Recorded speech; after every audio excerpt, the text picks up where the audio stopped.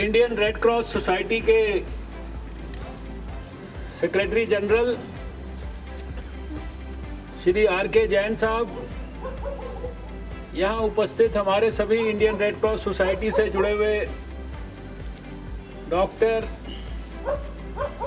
Indian red cross society में काम करने वाले अन्य सभी हमारे साथी, भारतीय जनता पार्टी की दिल्ली प्रदेश इकाई के युवा मोर्चा के अध्यक्ष सुनील यादव जी, हमारे दिल्ली बीजेपी के संगठन मंत्री सिद्धार्थन जी और हमारे श्रीमान दयानंद जी, पार्टी के अध्यक्ष, मुझे बताया कि मनोज तिवारी जी भी आए हैं। श्री मनोज तिवारी जी, यहाँ उपस्थित सभी युवा मोर्चा के कार्यकर्ता बंधुओं और बहनों, मुझे बहुत खुशी है कि आज हमारे कॉल पर भारतीय जनता पार्टी युवा मोर्चा दिल्ली के कार्यकर्ता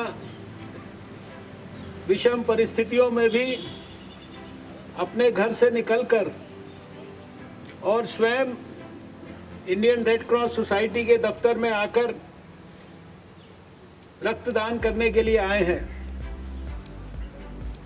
पिछले समय में जब से ये कोरोना का प्रकोप दुनिया और भारत में आया है, तो बहुत समय पहले मुझे दिल्ली के कुछ थैलेसीमिक बच्चे मिलने के लिए आए थे और उन्होंने मुझसे निवेदन किया कि कोरोना के प्रकोप के चलते ब्लड बैंक्स से जिस प्रकार से उनको लगातार रक्त मिल पाता था, वह अब मिलना मुश्किल हो गया है।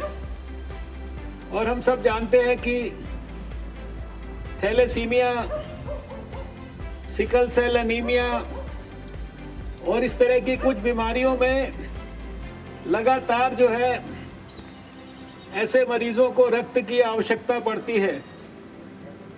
तब हमने सभी देश के स्वास्थ्य मंत्रियों से और इंडियन रेड क्रॉस सोसाइटी की मीटिंग बुलाकर श्री R.K. जैन जी के माध्यम से देश के सभी हजारों इंडियन रेड क्रॉस सोसाइटी के वॉलंटियर से भी अपील की थी और दिल्ली के लिए विशेष रूप से ये व्यवस्था तय की थी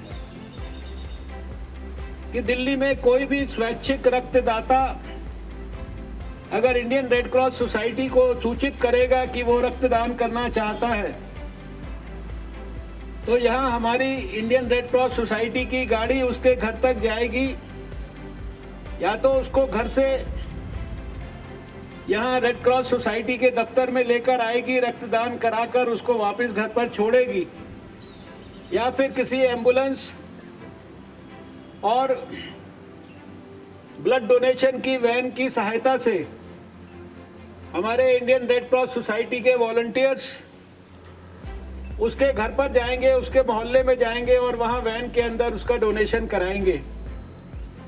इस प्रक्रिया के तहत बहुत सारे स्वैच्छिक रक्तदाताओं ने अपनी इच्छा व्यक्त भी की और उसको हम लोगों ने क्रियान्वित भी कराया और धीरे धीरे मोटे तौर पर कोरोना के प्रकोप के दौरान भी अभी सब ज़रूरतमंदों को जितनी आवश्यकता है उतना रक्त मिल पा रहा है। लेकिन इस सब के बावजूद भी जितनी आवश्यकता है शायद उसकी पूर्ति करने के लिए स्वैच्छिक संगठनों को और आगे आने की आवश्यकता थी। और मुझे खुशी है कि जब मैंने केवल हल्का सा जिक्र ही भारतीय जनता पार्टी के कार्यकर्ताओं से किया, तो उन्होंने कहा कि आपको जितनी मात्रा के अंदर रक्त की आवश्यकता है उसकी अकेले पूर्ति हम सब लोग मिलकर करेंगे। और उसी का परिणाम ये है कि हमने तो कहा था कि रेड क्रॉस सोसाइटी आपके द्वार तक जा सकती है, लेकिन मुझे खुशी है कि स्वयं भारतीय जनता पार्टी के कार्यकर्ता यहाँ रेड क्रॉस के दफ्तर पर आए हैं, सारे सोशल डिस्टेंसिंग के नॉर्म्स को अपनाकर किसी दूसरे को किसी भी प्रकार का खतरा पैदा किए बगैर सारे नॉर्म्स का पालन करते हुए, और रेड क्रॉस सोसाइटी को भी मैं धन्यवाद करता हूँ, आर.के. जैन साहब को, इनकी टीम को, कि इन्होंने एक समय में काफ़ी सारे लोगों के रक्तदान की यहाँ पर व्यवस्था की है। स्वैच्छिक रक्तदान के बारे में मैंने बहुत अवसरों पर अपने विचारों को व्यक्त किया है। कोई भी 65 साल तक की आयु का व्यक्ति अगर साल में 4 बार भी रक्त देता है तो उसके स्वास्थ्य पर किसी भी प्रकार का कोई दुष्प्रभाव नहीं पड़ता। मैंने स्वयं पहली बार रक्त सन 71 के अंदर दिया था, और अभी 5-6 महीने पहले तक भी आखिरी बार अक्टूबर 1 को मैंने रक्तदान किया। शायद 100 से ज़्यादा बार रक्तदान कर चुका हूँगा। और सबसे बड़ी इसके अंदर अच्छी बात यह है कि जो लोग लगातार रक्तदान करते हैं, स्वास्थ्य की दृष्टि से ये सिद्ध हो चुका है कि उनको हार्ट अटैक और इस प्रकार की ओबेसिटी की, ब्लड प्रेशर की और दूसरी बीमारियां होने की भी संभावना कम होती है। इसलिए जहां एक प्रकार से ये मानवता की सेवा का काम है, दूसरी तरफ यह आपके अपने स्वास्थ्य की रक्षा का काम भी है, और इसके माध्यम से आपको कोई नुकसान नहीं होता है, आप दूसरे के प्राणों की रक्षा कर सकते हैं। और मैं वर्षों से ये कहता आ रहा हूँ कि कम से कम एक दिन हर व्यक्ति को अपने जन्मदिन पर किसी भी पास के ब्लड बैंक में जाकर रक्तदान अवश्य करना चाहिए। हर साल वैष्णो देवी की, हज की, गुरु ग्रंथ साहिब के दर्शन करने के लिए अमृतसर जाने, मैं समझता हूँ कि ये जो हमारे सिद्ध स्थान है, इन पर जाने से जितना पुण्य लाभ मिलता है उससे ज़्यादा एक बार रक्तदान करने से मिलता है। इसको इसी भाव से करना चाहिए। तो मैं हृदय से आप सबका बहुत आभारी हूँ, सभी कार्यकर्ताओं का, रेड क्रॉस सोसाइटी का, कि आज उन्होंने इस रक्तदान शिविर को यहाँ आयोजित किया है। और मैं बीजेपी का कार्यकर्ता होने के नाते भी आपको इन सब की ओर से आश्वासन देता हूँ कि जितनी आवश्यकता आपको रक्त की दिल्ली के लिए या देश के लिए पड़ेगी, तो आपको कहीं कुछ करने की ज़रूरत नहीं है। आप भारतीय जनता पार्टी को टेलीफोन कर सकते हैं। और हमारी जो यूनिट्स हैं, ये तो केवल आप थोड़े से लोग इसलिए आए हैं आप यहाँ पर क्योंकि आपने कहा कि थोड़ी थोड़ी संख्या के अंदर भेजना है, सोशल डिस्टेंसिंग करनी है, लेकिन सवेरे से रात तक यहाँ पर लंबी लंबी लाइनें लगाई जा सकती हैं। और इस नाते आज का दिन जो है बहुत इम्पोर्टेंट है। थैलेसेमिक लोगों के लिए मैं समझता हूँ कि ये बहुत ही सुखद अवसर है, क्योंकि उनको किसी भी प्रकार की रक्त की शॉर्टेज नहीं पड़ेगी आने वाले समय में। इसका यहाँ पर प्रयास किया गया है। मैं इन्हीं शब्दों के साथ जो है हृदय से धन्यवाद करता हूँ आर.के. जैन साहब आपका भी, और सुनील यादव जी का। मुझे बताया कि हमारे पार्टी के national vice president Shyam Jaju ji भी यहाँ पर आए हैं, उनका भी स्वागत है। बहुत बहुत शुक्रिया, धन्यवाद। हालत पूरी तरह से कंट्रोल में है, और सारे देश में कहाँ कहाँ तकलीफ़ है, कितनी मात्रा में है, तो उसके लिए सरकार को क्या क्या करना है, ये पूरा हमारे संज्ञान में है। और इसलिए आपने देखा कि बड़े विश्वास के साथ हमने सारे देश को ग्रीन, ऑरेंज और रेड जोन्स में डिवाइड किया है। और आपने देखा कि आज जब लॉकडाउन का तीसरा चरण शुरू हुआ है, तो बहुत सारे देश में स्थानों पर बहुत सारी सुविधाओं को खोला है। वो इसीलिए खोला है क्योंकि हमको पूरी तरह से इस बात का ज्ञान है कि तकलीफ़ कहाँ पर है और कहाँ पर हमें क्या क्या चीज़ें धीरे धीरे इकॉनमी को भी ओपन अप करने के लिए करना है। इसलिए किसी तरह से कोई चिंता का विषय नहीं है। सारे दुनिया में आज भी जितने भी पैरामीटर्स हैं उन सब पैरामीटर्स में भारत का सबसे बेहतरीन प्रदर्शन है। आप देख रहे हैं कि लॉकडाउन शुरू होने से पहले हमारा जो डबलिंग रेट था वो 3 के आसपास था, 3 दिन के आसपास था। आज वो 12 दिन के आसपास है, 12 दिन से ऊपर ही रहता है, 12 और 13 के बीच में इस समय है। हमारा मोर्टालिटी रेट दुनिया में सबसे कम है और जैसा मैंने आपको बताया कि करीब 319 डिस्ट्रिक्ट्स देश में हमारे ग्रीन जोन में हैं। करीब 130 डिस्ट्रिक्ट हमारे रेड स्पॉट्स हैं, जिसे कहते हैं रेड जोन में हैं, हॉट स्पॉट्स हैं। और जो नॉन हॉट स्पॉट डिस्ट्रिक्ट हैं वो भी हमारे गिने हुए हैं 284। हर हफ्ते, हर रोज़, हर जगह की स्थिति का डिटेल्ड विश्लेषण होता है। केंद्र की टीम्स जो है, जहाँ पर भी तकलीफ़ें हैं ज़्यादा, वहाँ पर हम लगातार भेज रहे हैं। उनकी जो स्टेट गवर्नमेंट्स हैं उनकी सहायता कर रहे हैं, हैंड होल्डिंग कर रहे हैं। हमारा जो national centre for disease control है वो हर चीज़ की मॉनिटरिंग कर रहा है। हमारे जो सेंटर से भी जो है रैपिड रिस्पांस टीम्स के अंदर सहायता करना, मेडिकल कॉलेजेस, देश भर के सभी मेडिकल कॉलेजेस को, सभी all India institutes of medical sciences को, इनको सबको हमने जो है एक काम में लगाया है। दूसरी तरफ आपने देखा कि एक लेबॉर्ट्री से जो हमने यात्रा शुरू की थी जनवरी के महीने में, आज देश में 421 लेबॉर्ट्रीज़ जो है सरकारी और प्राइवेट मिला के 310 के करीब तो केवल सरकारी लैब्स हमने विकसित किए हैं। 1 मिलियन यानी 10 लाख से ज़्यादा हम टेस्ट कर चुके हैं और एक दिन में 75,000 तक हम टेस्ट कर रहे हैं। हमारा टारगेट तो जबकि था कि 31 मई तक हम 1 लाख टेस्ट रोज़ करेंगे, लेकिन अभी हम मई का महीना शुरू हुआ है, हम 75,000 तक पहुंच गए हैं। तो हर दृष्टि से स्थिति जो है वो पूरी तरह से, उस पर हमारी पैनी निगरानी भी है, हमारे संज्ञान में भी है और स्ट्रैटेजी किस प्रकार से इम्प्लीमेंट करनी है वो भी हम कर रहे हैं। स्टेट गवर्नमेंट्स के साथ लगातार संपर्क में है। प्रधानमंत्री स्वयं इसको मॉनिटर कर रहे हैं, कैबिनेट सेक्रेटरी मॉनिटर कर रहे हैं, हम मॉनिटर कर रहे हैं। इस हफ्ते में, पूरे हफ्ते में हर रोज़ जो है 1, 2, 3 स्टेट्स के साथ बहुत डिटेल्ड जो है वीडियो कॉन्फ्रेंसिंग करने वाला हूँ। हमारा जो ग्राफ है वो बिल्कुल स्टेडी है, कभी इसके अंदर कोई एक्सपोनेंशियल जो है राइज़ हुआ नहीं है। आप दुनिया के सब देशों के ग्राफ देखेंगे, उनमें सब में एक्सपोनेंशियल राइज हुआ है। हमारा ग्राफ एकदम स्टेडी है और हमारा तो ये प्रयास है कि ज़्यादा से ज़्यादा जो समाज में केसेस हैं वो डिटेक्ट होने चाहिए, क्योंकि हम किसी भी कीमत पर ये नहीं चाहते कि कोई डिटेक्ट ना हो और उसके कारण देर से अस्पताल में पहुँचे। क्योंकि अस्पताल में जो लोग जाते हैं, अगर वो समय पे नहीं जाते तो उनके प्राण को कोई खतरा होने की संभावना होती है। अगर समय पे कोई चला जाता है सिस्टम में तो फिर उसको किसी भी प्रकार का कोई प्राण को खतरा नहीं है। आपने देखा कि मैं रोज़ शाम को एनालिसिस करता हूँ, 1% से कम लोग वेंटिलेटर पर देश में हैं। कभी 0.33% मिलते हैं, कभी 0.37% मिलते हैं। ऐसे ही लगभग 1.5% के करीब लोग ऑक्सीजन पर हैं और केवल 2.34% तक लोग जो है वो हमको आईसीयू बेड्स में मिलते हैं। कहने का अभिप्राय यह है कि जो क्वालिटी ऑफ केयर है वो भी हमारी जो है बहुत, जिसे कहते हैं, अच्छे लेवल पर चल रही है सारे देश में। 10,000 से ज़्यादा लोग आप जानते हैं कि ठीक होके खुशी खुशी घर जा चुके हैं। 11, वो रोज़ फिगर चेंज होता रहता है, मैंने 10,000 से ज़्यादा बोला।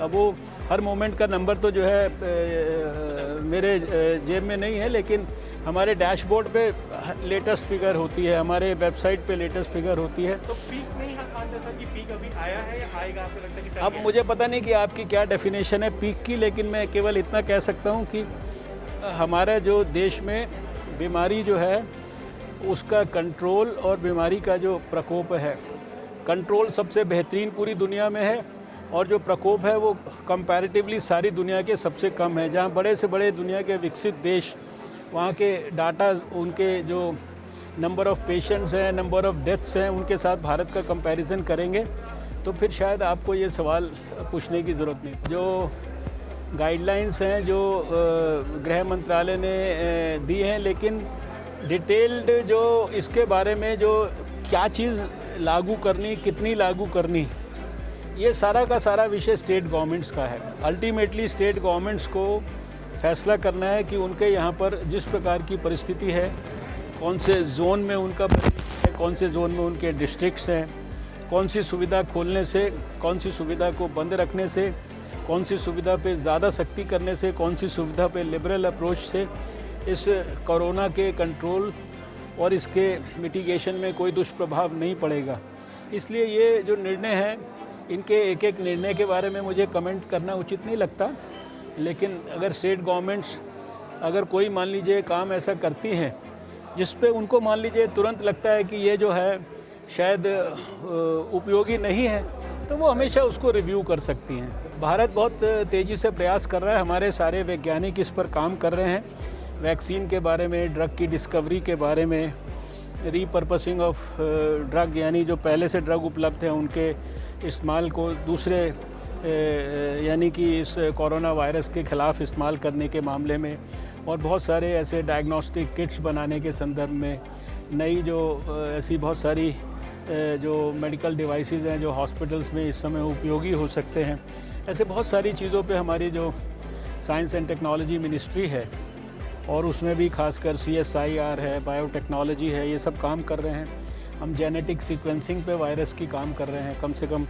1000 जो वायरसेस पे हमारी बायोटेक्नोलॉजी काम कर रही है, 500 जेनेटिक सीक्वेंसिंग हमारे CSIR में हो रहे हैं। तो कोई ऐसा स्तर नहीं है जिस स्तर पर भारत सरकार इस कोरोना के ख़िलाफ़ लड़ाई को ना लड़ रही हो, और हमें पूरा विश्वास है कि इस जंग में अंत तो गत्वा भारत को आने वाले समय में जल्दी ही एक महत्वपूर्ण विजय मिलेगी। कि देश में कई ऐसे प्रदेश हैं जो हमको हाथ जोड़कर कह रहे हैं कि प्लीज़ आप अब हमें PPE किट या N95 मास्क मत भेजिए, क्योंकि हमारे गोदाम के अंदर उसको रखने की जगह नहीं है। ये महाराष्ट्र से, गुजरात से, तमिलनाडु से, बहुत स्थानों से हमारे को अब ऐसी रिक्वेस्ट आ रही है। जिस देश में PPE बनता नहीं था, इंपोर्ट होता था, आज उस देश में हम, कल का अगर मैं डाटा आपको बताऊं तो कल हमने 2 लाख से ज़्यादा PPE किट और 2 लाख से ज़्यादा N95 मास्क भारत में बनाए हैं। 107 मैन्युफैक्चरर और जिसे कहते हैं सप्लायर जो है उसके हमने जो है डेवलप कर दिए हैं। ये तो हमारे लिए, भारत के लिए एक ब्लेसिंग इन डिस्गाइज हो गया है। आज हाइड्रोक्सीक्लोरोक्विन नाम की दवा वो हम दुनिया के 97 देशों को हम दे रहे हैं अपने लिए रिक्वायरमेंट रखने के बाद। पैरासीटामोल भी इसी प्रकार से दुनिया के शायद 103 देशों को हम भेज रहे हैं, और भी दूसरी दवाइयाँ वगैरह हम दुनिया के दूसरे देशों को भेज रहे हैं। बहुत ही दुखद है और तकलीफ़दायक है, और हम लोगों की उनके प्रति पूरी सहानुभूति है, संवेदना है, और इसीलिए बार बार हम लोगों को कह रहे हैं कि कोरोना वॉरियर्स जो हैं, वो चाहे डॉक्टर्स हैं, चाहे स्वास्थ्यकर्मी हैं, चाहे पुलिसकर्मी हैं, इनका सम्मान भी करिए और इनको किसी भी गलत निगाह से मत देखिए, इनके साथ कोई किसी भी प्रकार का दुर्व्यवहार मत करिए। इनके साथ जो स्टिग्मा अटैच हो रहा है, जिसके कारण लोग इधर से उधर जो है उनसे दूर भाग रहे हैं या उनको अपने से दूर करने की कोशिश कर रहे हैं, ये जो ऐसे प्रयास हैं समाज में, इनकी मैं समझता हूँ निंदा भी होनी चाहिए, और इनसे सबको हमें बचना भी चाहिए, और समाज को इनके प्रति श्रद्धा का एक आंदोलन निरंतर विकसित करना चाहिए। माहौल की जहाँ तक बात है, कोई भी वायरस होता है, दुनिया में आता है, तो कोई वो जड़ से तो समाप्त नहीं हो जाता है। स्मॉल पॉक्स और पोलियो को छोड़कर कोई दुनिया के अंदर किसी दूसरे वायरस पर तो मानवता ने विजय प्राप्त नहीं की है, लेकिन इसका जो प्रकोप है वो एक बार समाप्त हो जाएगा। आने वाले समय में इसके ख़िलाफ़ मान लीजिए थोड़े बहुत लोगों को कोई इन्फेक्शन होगा भी, तो इन्फेक्शन से लड़ने की हमारे को योग्यता आ जाएगी, ताकत आ जाएगी, दवाइयाँ आ जाएंगी, वैक्सीन्स आ जाएंगी। तो धीरे धीरे जो है, जैसे दुनिया में और बहुत सारे वायरस हैं, अभी ये तो है नहीं कि कोई दूसरे वायरस नहीं है। HIV जब आया था वायरस, तो बहुत दुनिया के अंदर खतरा पैदा हुआ था, लेकिन लोग HIV वायरस के साथ जीना सीख गए।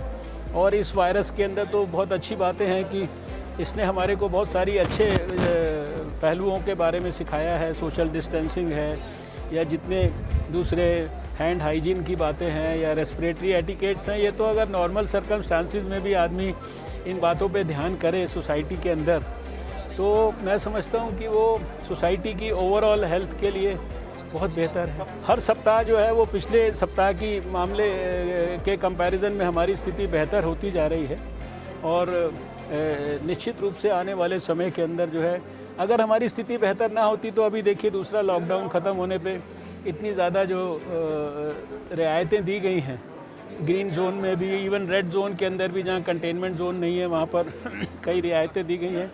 वो इसी कारण दी जा रही है कि हम धीरे धीरे एक बेहतरी की तरफ, नॉर्मलसी की तरफ बढ़ रहे हैं। पिछले समय में मैंने ये महसूस किया कि कोरोना के प्रकोप के चलते देश में कई स्थानों पर जो स्वैच्छिक रक्तदाता हैं उनको रक्तदान करने में कठिनाई हो रही है, और जिनको लगातार निरंतर रक्त की आवश्यकता पड़ती है, जैसे हमारे थैलेसीमिक, सिकल सेल एनीमिया और इस प्रकार की रेयर डिजीज़ के जो हमारे समाज में बच्चे हैं, नौजवान हैं, दूसरे लोग हैं, उनको रक्त की कमी महसूस हो रही थी।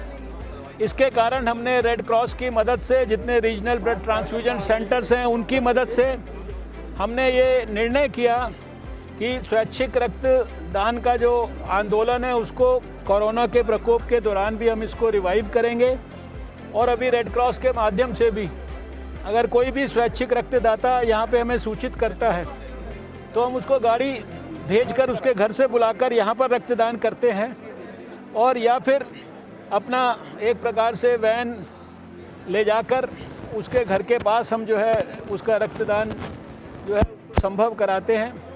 आज यहाँ पर ये भारतीय जनता पार्टी के कार्यकर्ताओं को भी हमने अपील की थी, और हमारी अपील पर भारतीय जनता पार्टी के बड़ी संख्या में कार्यकर्ता यहाँ पर सोशल डिस्टेंसिंग मेंटेन करते हुए यहाँ पर रक्तदान करने के लिए आए हैं, और उन्होंने आश्वासन दिया है कि जितने भी रक्त की आवश्यकता देश को इस समय पड़ेगी वो हम पूर्ति स्वयं करेंगे अपने कार्यकर्ताओं के माध्यम से। सारे देश के स्वास्थ्य मंत्रियों को भी मैंने वीडियो कॉन्फ्रेंसिंग में अपील की है कि अपने अपने स्टेट्स में रक्त की कमी ना हो, इसके ऊपर विशेष रूप से ध्यान करें। और ये बात मैं हमेशा लोगों को स्मरण कराता हूँ कि स्वैच्छिक रक्तदान करना ये बहुत भारी पुण्य का काम है, और स्वास्थ्य की दृष्टि से भी साल में 4 बार भी कोई रक्तदान कर सकता है, उसके स्वास्थ्य पर कोई दुष्प्रभाव नहीं पड़ता। उल्टा उसके स्वास्थ्य में कई प्रकार की हार्ट से जुड़ी हुई, ब्लड प्रेशर से जुड़ी हुई, ओबेसिटी से जुड़ी हुई जो बीमारियां हैं उनको होने की संभावना कम होती है। इस नाते आज यहाँ पर ये हमने रेड क्रॉस में ये भारतीय जनता पार्टी के कार्यकर्ताओं की मदद से ये प्रक्रिया कराई है। इसके ऊपर कुछ भी कमेंट करना मेरे लिए उचित नहीं होगा, क्योंकि उसको पॉलिटिकल स्टेटमेंट की तरह लिया जाएगा।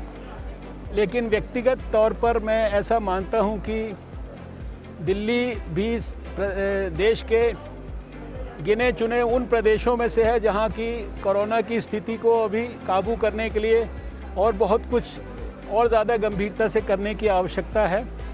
और उस नाते इस लॉकडाउन 3 के अंदर दिल्ली जैसी जगह में मेरे विचार में व्यक्तिगत तौर पर कम से कम छूट जो है इसको अभी लिबरलाइज़ करने के लिए दी जानी चाहिए। लेकिन ये निर्णय जो भी है सरकार उसका है। स्वास्थ्य मंत्रालय ने या होम मिनिस्ट्री ने तो डिटेल्ड गाइडलाइंस दी हैं हर प्रकार से, लेकिन अपने अपने स्टेट की परिस्थिति के हिसाब से स्टेट गवर्नमेंट्स को ये निर्णय करना है कि उनके प्रदेश में किस गाइडलाइन को किस मात्रा में फॉलो करना उचित है। ऑनेस्टली तो जो इस प्रकार की जो खबरें हैं वो कहीं पर भी हैं वो मुझे विचलित करती हैं, मुझे तकलीफ़ देती हैं, और मुझे उसके कारण दुख भी होता है और आश्चर्य भी होता है। और मुझे लगता है कि कोई भी निर्णय अगर किसी भी सरकार ने ऐसा किया है जिस पर उनको निर्णय करने के बाद या निर्णय को इम्प्लीमेंट करने के बाद लगता है कि इसको रिव्यू करना चाहिए, तो मुझे लगता है उसको रिव्यू ज़रूर करना चाहिए। कोई निर्णय हो गया है जाने अनजाने में और उसका अगर दुष्परिणाम या दुष्प्रभाव स्पष्ट रूप से हमको दिखाई दे रहा है, तो फिर मुझे लगता है कि उस निर्णय को बरकरार रखना मैं इसको उचित नहीं मानता। व्यक्तिगत तौर पर मैं ये कहूँगा कि जब तक हम रेड जोन में हैं तब तक तो हमको जितनी ज़्यादा सख्ती बनाई जा सकती है, मेंटेन की जा सकती है, वो करनी चाहिए। क्योंकि आखिर हम रेड जोन में हैं, हमारे मुकाबले देश में लोग बाकी ऑरेंज जोन में है या ग्रीन जोन में है। इसी से ये पता लगता है कि हमारी स्थिति बाकियों से ख़राब है, और हमारे यहाँ पर जो है बाकियों की तरह अभी फ्रीडम वापस लौटाने का समय नहीं आया है। ये बड़ा स्पष्ट रूप में हमें नज़र आता है। यहाँ के केसेस का नंबर, यहाँ के अंदर जो कंटेनमेंट की स्ट्रैटेजीज़ अपनानी है, यहाँ जिस प्रकार से हमें आउटब्रेक्स को और ज़्यादा गहराई से कंट्रोल करना है, जिस तरह से यहाँ और ज़्यादा गंभीरता से हाउस टू हाउस सर्वे करने हैं, तुरंत जो है जो बीमार है उसको अस्पतालों में लेके जाना है, अस्पतालों के अंदर जो है उनकी बेहतर सेवा करनी है। तो ऐसी परिस्थिति में जो रेड जोन के अंदर इलाके हैं उनके बारे में जो भी संबंधित सरकारें हैं उनको, मुझे लगता है कि ऐसे हेल्थ मिनिस्टर या ऐसे डॉक्टर, मुझे लगता है कि उनको और ज़्यादा इसके अंदर अपना गंभीर जो है विचार और चिंतन करना चाहिए कि वो कौन सी सुविधा को वहाँ पर इस समय खोलें और या ना खोलें। लगातार आप देख रहे हैं कि ये बदलाव तो लगातार कंटिन्यूसली चल रहा है और अभी हमारा ग्राफ एकदम स्टडी जैसा हो गया है। और आप देख रहे हैं कि पिछले लगातार 4-5-6 हफ्ते के अंदर, अगर लॉकडाउन से पहले 3 दिन मतलब हमारा 3 दिन डबलिंग रेट था, तो आज 12 के ऊपर चला गया है। तो इस तरह के इंडिकेटर्स हैं। टेस्टिंग वगैरह की फैसिलिटी आज 10-11 लाख लोगों को हम टेस्ट कर चुके हैं, 75,000 लोगों का हम टेस्ट कर रहे हैं, 421 लेबॉर्ट्रीज़ देश में खुल गई हैं। और मैं समझता हूँ कि सारे देश में जो है सबसे सारे दुनिया में सबसे कम हमारा मोर्टालिटी रेट है। लोग ठीक होकर हज़ारों की तादाद में घर चले गए हैं, बहुत सारे ठीक ऑन रोड टू रिकवरी जिसे कहते हैं उस पर हैं।